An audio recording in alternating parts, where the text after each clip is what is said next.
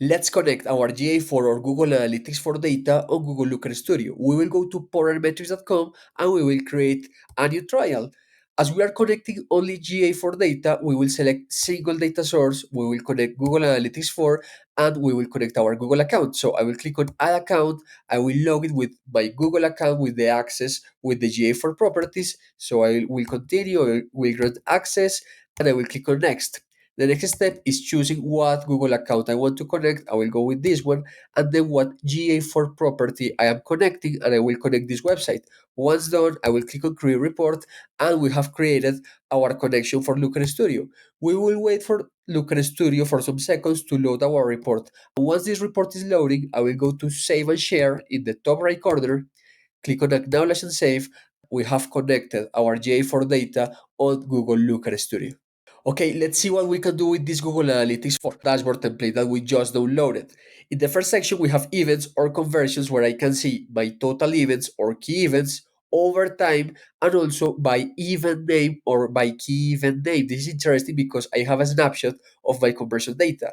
Then I have my engagement data that I can express with sessions, with views, with other types of events. And I can break down this data by page title. I want to see what pages are driving the most traffic to my website. And also acquisition, where instead of sessions, I am visualizing individual users or total users, and I am breaking down this metric by session source. If I scroll down, I can have a funnel where I break down my traffic by particular events and also a breakdown of traffic over time by acquisition source. If I go to another page, this acquisition GA4 report shows me a pie chart with my most important acquisition sources. I see that Google is taking the most traffic, but also ChatGPT is in the third option. This is interesting. Also, the summary that instead of a time series, I can see a pivot table where I break down by session medium and session source that is more specific. So I have organic, but in organic, I have Google, I have Bing, DuckDuckGo, and so on. This is very interesting because I can organize the different sources of my traffic. If I go to acquisition flows, what this does is that it takes two dimensions, my acquisition sources and my events, so I can see what particular sources are driving a particular event or conversion to my website. And if I scroll down, I can see a summary. Okay, what is the session medium, what is the session source, and what is the total session. So I think these tables are more useful for a summary overall, regardless, or instead of a visualization that is more complex, even though it is more visual to understand. Here in AI traffic, this template a particular section where it only filters AI search engines. So it only contains traffic coming from ChatGPT, Perplexity, Gemini, Copilot, and other options and variations. So this is helpful because it will let you monitor your traffic, particularly coming from LLMs and AI search engine for GEO, if you don't call it SEO, generative engine optimization. If it is a thing for you, it is not for me, but this is a template for that, for AI traffic.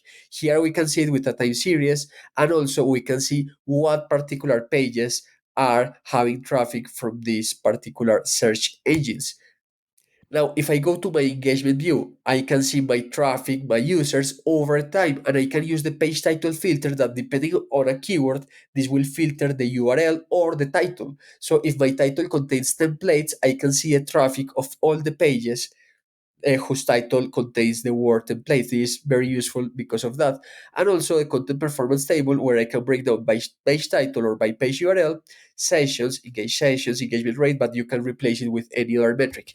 If I go to my audience report, I can break down my traffic data by demographic criteria like gender, age groups, geography. Like this, I can even visualize the technology people are using to visit my website, like browsers, the language or the default language of their browser, even the technologies or the interest. Now, if I go to the next page, it is for e-commerce data. This particular website doesn't have e-commerce data because it is not an e-commerce, but you can use this funnel and it has already the events implemented. So if you are tracking your ads to cart, your checkouts, your purchases, this funnel will help you visualize such data. as well with this page. If you already are reporting revenue from Shopify or WooCommerce, you will be able to visualize these metrics that are built in on GA4 so you can track your purchases, your conversion rate, your revenue. As I told you, as this website is not an e-commerce website, it is displaying zero data. But otherwise, this template already supports e-commerce for GA4. And with this, we already understand the use cases that we can solve with this GA4 report template. Now I will show you how to customize and create your own GA4 reports on Google Looker Studio. Let's customize our GA4 dashboard. So I will create a new page from this template. I will go to page 1 of 8. I will go to add a page, and the next step is I will rename this new page. Instead of untitled page, I will call it GA4, and the icon will be this home. I will click on apply, and now I will add some charts. To add a chart, I will go to a chart scorecard, and I will select a metric. Instead of day, I will select sessions. I will look for sessions, so I monitor my traffic, and I will add more things to this scorecard. So I will go to Sparkline, I will choose date, and this will let me visualize my data over time. Also, I will add a comparison date range. Instead of none, I will use previous period, apply, and I will expand this scorecard and I will duplicate it. I will do the same with a different metric. Instead of sessions, I will use key events, and once done, I will expand both metrics. You could add more metrics like time on page, bounce rate, other kind of conversions or particular events. You are free to choose any of the metrics. To me, these are the most common ones: traffic and conversions. Now, I can add more charts below.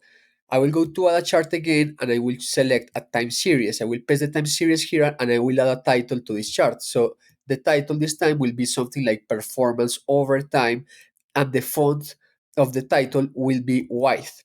Now I have performance over time, but I could do it by date, by week, by month. So I will check it. I will change it for week. I will go to setup, and instead of date, I will choose week and year, and I will keep with the metric key events. Here you can see how many conversions we have over time, week by week. What is the next step? I will scroll down and I will create tables to break down our data differently or to segment it differently. I will show you.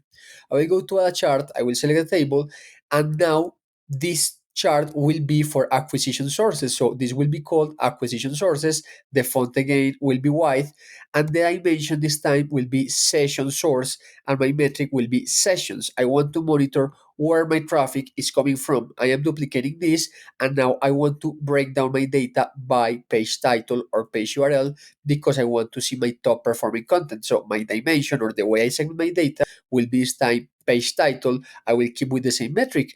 And so far, we are creating this GA4 dashboard where we monitor our data over time by acquisition sources, by titles, but I also can break down by audience like demographics or geography or technology.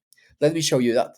First, I will do some changes in the styling of these tables. I want to remove the round numbers here. So I will click on this table, I will go to style, I will select the round numbers, and I will remove the selection, and I will do the same with the next table.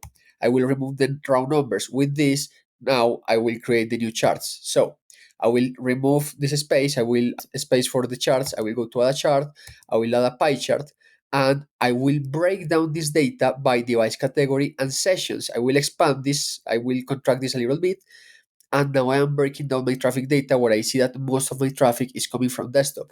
I can do the same with geography. So let me show you this change. First, I will go to style, and the title will be device or technology. The font will be white, and I will do the same with another chart. I will go to a chart, I will select a map, I will paste it here, and the way I break down my data can be by country, region, zip code, city. I will choose city. So I will choose city as dimension, and the size of the vowels of this map will be as well sessions. And as you can see, we have created this pie chart. I will also change the style. I will add a title. The title will be called geography. I will expand this a little bit more, and then if I zoom a little bit this, first I will need to change the title as well to white. So the font will be white. Let me see if I am done. Everything is done. I will zoom finally this, and we have created a Google Analytics 4 dashboard where we take our KPIs like sessions, traffic, conversions, and we segment our data by different levels, by time, date, week, month, quarter, day of week, by acquisition source, medium, and any UTM parameters by our content like page titles, page URLs, folders, and so on, even audience like demographics and geography or technology. This is how you can create a GA4 dashboard on Google Looker Studio.